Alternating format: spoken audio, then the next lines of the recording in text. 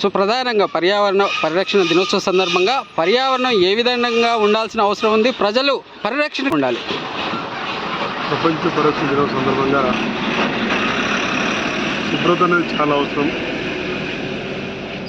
ప్రతి ఇంటికి పరిశుభ్రత ఏ రకంగా ఉంచుకుంటాము, సొసైటీని కూడా పరిశుభ్రత ఉంచుకుంటే బాగుంటుంది. మరి మేము ఒకటే పాలకవర్గం ద్వారా వార్డు సభ్యులు అందరూ కూడా విద్యావంతులు, వాళ్ళ ఇందాక మీటింగ్లో మాట్లాడుకున్నాం ఏ రకంగా ఉండాలి, ఏ భావన ముందుకెళ్ళాలి. మరి చెట్లను పెంచుతూ మరి పెట్టే కాదు, మరి రక్షించుకోవడం కూడా చాలా ఇంపార్టెంట్.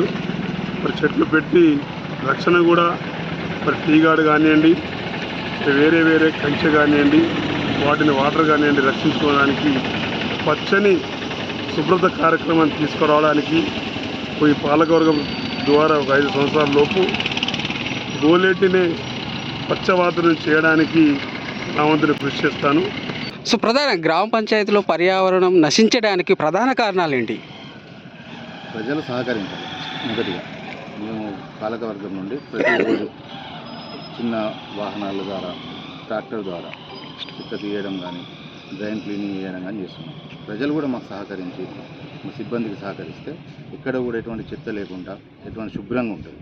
ప్రజలు కూడా మా అందరికి సహకరించి ప్లాస్టిక్ కానీ ఏ విధంగా తడి చెత్త, పొడి చెత్త బకెట్స్ కూడా ఇవ్వడం జరిగింది గతంలో. మాకు వాళ్ళందరూ సహకరించి మేము వాళ్ళకి నిత్యం ఎప్పుడు మా సర్పంచ్ గారితో, మా పాలకవర్గంతో అందరం కూడా ప్రతి వార్డులో కానీ ప్రతి దగ్గర మా అనుసంధానంలో మా చూసుకుంటూనే ఉంటాం. ఏ సమస్య వచ్చినా మనకి మెరుగుపడుతుంది. అందరి మన మానవులే కాకుండా జంతువులు కూడా ఉంటుంది కాబట్టి పర్యావరణం కాపాడుకోవాలి. ముఖ్యంగా మనం ఈరోజు ప్రతి సంవత్సరం పర్యావరణ దినం జరుపుకుంటున్నాం. ఈసారి స్పెషల్గా మనం ఏం చేస్తున్నామంటే సాలిడ్ వేస్ట్ మేనేజ్మెంట్ కింద ఈ 2026 కొత్త రూల్స్ తీసుకొచ్చింది సుప్రీంకోర్టులో. ఆ విషయాన్ని ప్రజల్లోకి తీసుకెళ్లడం గురించే మేము ఈ రకంగా తడి చెత్త, పొడి చెత్త మరియు శానిటరీ చెత్త గురించి ప్రత్యేక స్పెషల్ కేర్ వాటి గురించి కూడా డబ్బాలు తీసుకొచ్చాము. సో వీటి మీద ఇప్పుడు అవేర్నెస్ కల్పిస్తున్నాము. ఈ అవేర్నెస్లో భాగంగానే ఈరోజు ప్రత్యేకంగా ఈ పర్యావరణ దినోత్సవం సందర్భంగా ఇటువంటి ప్రోగ్రాం పనిచేయడం జరిగింది. ఓన్లీ సిబ్బంది పరంగా మెడికల్ సిబ్బంది లేదా గ్రామ పంచాయతీ వాళ్ళ సంరక్షణ అనే కాకుండా వ్యక్తిగత పరిశుభ్రత అనేది మనకు కంపల్సరీ అవసరం.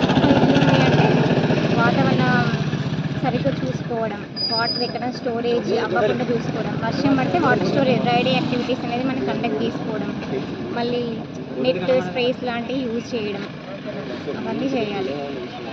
మళ్ళీ దానివల్ల వాటర్ బాన్ ఫుడ్ సరిగ్గా లేకపోవడం వల్ల వాటర్ బాన్ ఇన్ఫెక్షన్స్ కానీ, వెక్టర్ బాన్ ఇన్ఫెక్షన్స్ కానీ వచ్చే ఛాన్సెస్ ఉంటాయి. సో మలేరియా, డెంగ్యూ ఇవన్నీ రాకుండా మనం చూసుకోవాలి అంటే మన వాతావరణాన్ని ఫస్ట్ మనం పరిరక్షించుకోవాలి.